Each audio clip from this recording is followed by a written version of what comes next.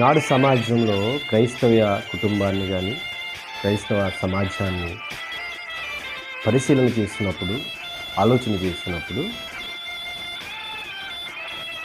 దేవుని యొక్క ఉద్దేశంలో ఈనాడు యొక్క క్రైస్తవ కుటుంబము లేదా క్రైస్తవ సమాజం దేవుని ఉద్దేశాల గుండగా వెళుతుందా అంటే లేఖనానుసారముగా క్రైస్తవ జీవితం కనబడడం లేదు. ఏ ప్రాంతంలో చూసినా, ఏ పట్టణాల్లోనూ, ఏ నగరంలోనూ, ఏ సంఘాలలో చూసినా క్రైస్తవులను పిలువబడుతున్నటువంటి వారు దేవుని మహిమపరిచే కార్యక్రమంలో ఉద్దేశాలలో కానీ ఆలోచనలో కానీ కనిపించడం లేదు. ఎలా చూపుతున్నారు అంటే సమాజంలో మన సంఘాలను చూసినా, మిగిలి ఉన్న సంఘాలను చూసినా, ఎక్కడికి వెళ్ళినా సరే మనుషుల యొక్క ఆలోచన వేరుగా కనిపిస్తుంది.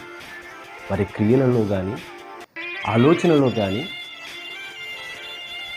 ఏ విధము చేతనైనా సరే దేవుని మహిమపరిచేటువంటి ఆలోచనలో ఎవరు కూడా కనిపించడం లేదు. అందుకే లేఖనంలో పరిశుద్ధ గ్రంథంలో అపోస్తలుడైన పౌలు గారి ద్వారా చాలా అమూల్యమైన మాటలు మనకు ప్రస్తావన తీసుకొస్తున్నారు. కొరింథీయులకు రాసిన మొదటి పత్రిక 15వ అధ్యాయము 19వ వచనాన్ని చూసినట్లయితే మనకు బాగా పరిచయమైనటువంటి మాట మనకు కనబడుతుంది. చూడండి,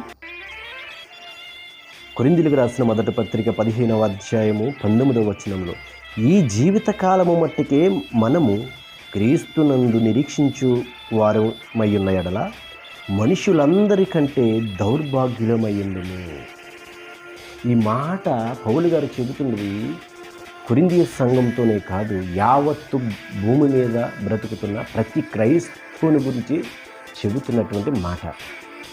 ఈ మాట చదువుతున్నప్పుడు ప్రతి క్రైస్తవుడని చెబుతున్న ప్రతి ఒక్కడు కూడా ఖచ్చితంగా సరిచేసుకోవలసినటువంటి అవసరం ఉంది.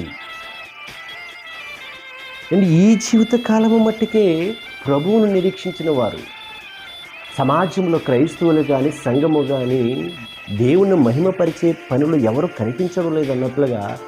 ఎందుకు కనిపించడం లేదంటే ఇదిగో ఈ మాటకు తగినటువంటి పరిస్థితులు కనబడుతున్నాయి ఈనాడు సమాజంలో క్రైస్తవులలో. ఒకరు ఫలానా విషయంలో దేవుణ్ణి అంగీకరించాను, ఒకరు దాని కొరకు అది కలుగుతుందని ఇది కలుగుతుందని నేను ప్రభువుని వెంబడిస్తున్నాను, నేను దేవుని కొరకు కష్టపడాలి, దేవుని కొరకు ప్రయాసపడి సమయాన్ని కేటాయించాలన్నటువంటి ఆతృతలో ఒకరు కనిపించడం లేదు. మన సంఘమును పరిశీలిస్తున్నా, సమాజంలో సంఘాలను పరిశీలిస్తున్నా, సమాజంలో క్రైస్తవులను ప్రశ్నిస్తున్నా వారి దగ్గర మనకు కనబడేది ఒకటే, ఈ జీవిత కాలము మట్టికి ప్రభువునందు నిరీక్షణ కలిగి ఉన్నారట. ఈ జీవితకాలం 60, 70, 80 సంవత్సరాల కాలం ఏదైతే ఉందో దీని కొరకే ప్రయాసపడుతున్నారట.